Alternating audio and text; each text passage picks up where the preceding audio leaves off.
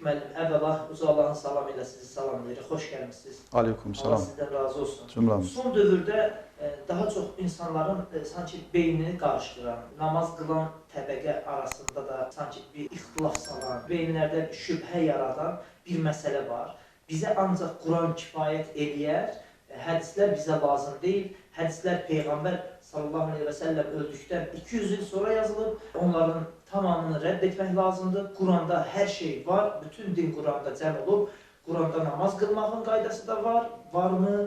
Bu insanların beynində sanki biraz şübhə doğurur dindar təbəqə arasında. Dinə gəlmək istəyən təbəqəni də dindən sanki uzaqlaşdırılmış kimi bir vəziyyət var hal-hazırda. Ona görə bu məsələyə toxunmağınızı istəyərdik. Nədir bu Quranilik? Həqiqətən də onlar doğru mu deyirlər? Yanlış deyirlərsə niyə yanlış deyirlər? Məqsəd nədir? Bismillah, elhamdülillahi rabbil alemin və salatu və selamu ala rasulina Muhammedin və ala alihi və sahbihi əcma'in. Əvvəla təşəkkür edirəm Araz müəllim bir daha mərtəbəyə bizi dəvət etdiyinizə görə. İlk baxışda bunların dediyi biraz məntiqli, cazibədar görsənə bilər. Amma əslində elə deyil. Biraz məsələni dərindən araşdırdığımız zaman görürük ki, bunların dərdi heç də Qurana zidd olan hədisləri inkar etmək deyil, səhih olmayan, zəif olan hədisləri, uydurma hədisləri inkar etmək deyil. Bunların dərdi ümumiyyətlə hədisi, sünnəni qəbul etməmək. Bir hədis səhih olsa belə, dəqiq bilinsə ki, Hz. Peyğəmbərimiz sallallahu aleyhi və səlləm bu hədisi söyləyib, bunlar yenə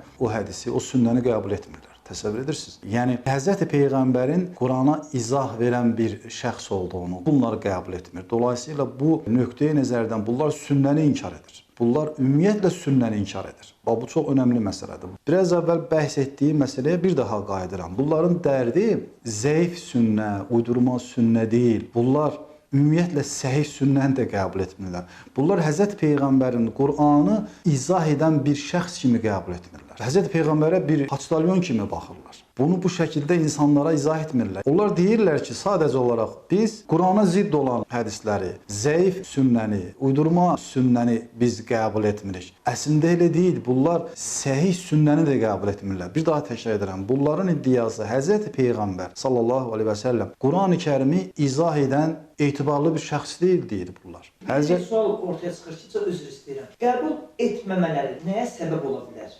Bunun nəticəsində bilirsiniz nə oldu? Əgər sünnəni bu şəkildə qəbul etmirlərsə, Hz. Peyğəmbərsiz, sünnəsiz bir Qur'anı qəbul edirlərsə, ortaya bilirsiniz hansı nəticə çıxır? Baxın, sizə bir misal verim. Bugün onlar iddia edir ki, onların iddiası budur ki, Quran və sünnəni əsas götürən müsəlmanlara bugün onlar bu sözü daha çox işlədirlər. Onlar iddia edir ki, onlar deyirlər ki, siz hədisləri, sünnəni qəbul etdiyinizə görə bölünmüsünüz, parçalanmısınız, məzhəblərə ayrılmısınız. Düzdür, İslam çərçivəsində müəyyən məzhəblər var. Bu məzhəblər arasında fərqli görüşlərə sahib olan müəyyən məzhəblər içərisində fikirlər mövcuddur. Amma bu fərqliliklər, misal üçün namazdan misal verim. Namazın formasında müəyyən incə detallardadır bu fərqliliklər. Amma onların fərqlilikləri ibadətin, xüsusilə namazın mahiyyətindədir. Onlar namazın mahiyyətində artıq ixtilaf edirlər. Baxın, sizə bir misal verim. Bütün bizim İslam məzhəb alimlərinə görə namaz qılmaq fərzdir. Namazda rükû var, səzdə var deyir. Rükûda, səzdədə, namazın fərz olmasında, namazın rükət sayəsində heç bir məzhəb alimləri arasında ixtilaf yoxdur. Çünki bu namazın mahiyyətidir. Amma gəlin onlara baxaq. Bugün bizə bu şəkildə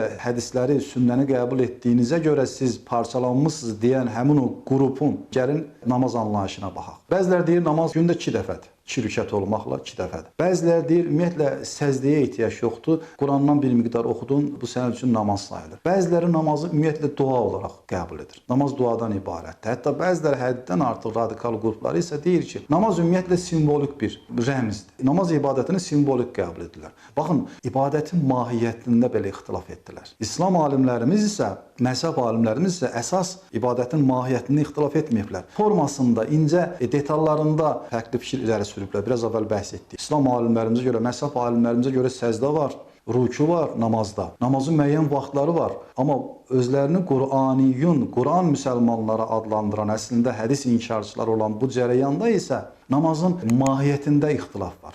Bunlar namazın formasında deyil, namazın mahiyyətində ixtilaf edirlər. Bu nöqteyi nəzərdən hər nə qədər iddia etsələr də ki, siz sünnəni qəbul etdiyinizə görə parçalanmısınız, bölünmüsünüz, amma ən çox parçalanma onlarda baş verib. Çünki onlar ibadətin İslamın mahiyyətində ixtilaf ediblər.